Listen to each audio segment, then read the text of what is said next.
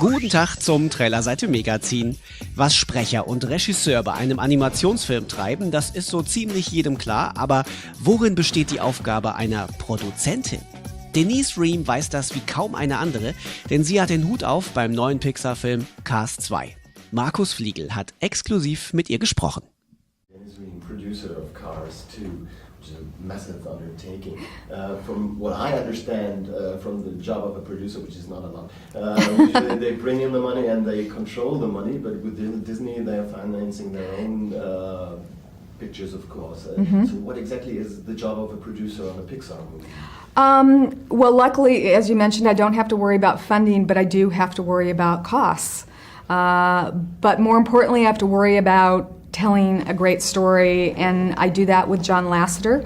I'm responsible for the casting and recording sessions, finding the composer, and generally making sure that the 300 plus people that work on the film have what they need to do a great job and tell a great story. And usually a producer has to say no to a director in certain cases, but in this instance, the director is also the head of animation, so in a weird way, he's also your boss. How do you tell him, sorry, that's not in the budget or something like that? At first I have to say I was a little bit worried about that, but fortunately John and I were able to negotiate pretty well. A lot of it is about presenting options, and he knew what resources we had, and he could either opt for A, B, or C, and a lot of it, he and I would kind of determine what was important to telling the story, and often he would say to me, I really, really do need to do this. It's important, and I would come up with an idea of how we could negotiate and make trade-offs. So it's just about being smart with what we have to work with, and I think that he understands that probably better than most, because, as you mentioned, he is responsible for these films from Pixar and Disney. One thing that you had to decide about is to send a lot of the animators on a world tour, kind of. Yes. Was that an easy decision? Or did they have to convince you that? I don't know how many people had to go on that trip. We had several trips. Probably compared to all of the other films that Pixar's done, we did more research trips than any other movie. The big one that we went on, which I was actually involved with, we had about 10 people go, primarily from the art department. And, I think what distinguishes Pixar films from some other films is the authentic sort of representation of these countries and the attention to detail that we pay. So to making sure that we're true to Tokyo, to Paris, to London.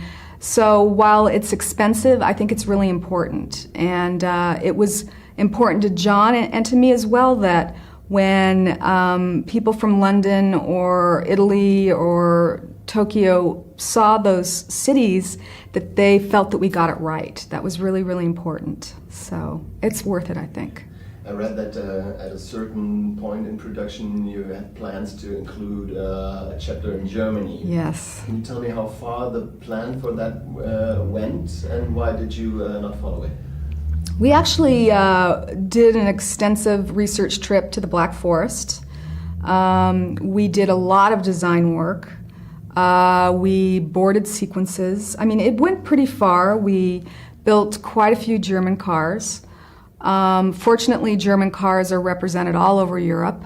Of all the cars, I think in all the countries we went to, we saw a lot of German cars. But basically, the movie just got too long. It just would have been a 3-hour epic film, and it would just because of length issues. But we did a lot of design work, and some of it you can see in the end credits that we have in the film. There's a little bit of artwork that we did in the end credits. Also a little more of that on a DVD? We didn't get that far in the DVD. At one point, John talked about wanting to do that, but as we mentioned, the resources were tight, and he wanted to use those toward actual footage that made it into the film. Maybe for Cars 3. You never know. Hope so. Covers, I think, a lot of new ground concerning the localization of story, because you're incorporating different voice talents from I think Spain, France. I don't know how many did you incorporate. I mean, we did a lot of international versions of the film. I mean, Pixar, again, does pride themselves on really making these films specific to the different regions across the world. And we had voice talent from all over. Sebastian Vettel, I always want to say it with a V, which is incorrect. It plays a character in our film, and we have other Formula One racers from other territories, so I think it makes the film more authentic. Yeah, but it's might also have been risky. It worked in the movie, I think, but often celebrities are no voice talents. But they could potentially diminish the quality of the movie. Was there a debate on it? How good they have to be included? There basically is a lot of care taken when we're working with people that aren't necessarily actors.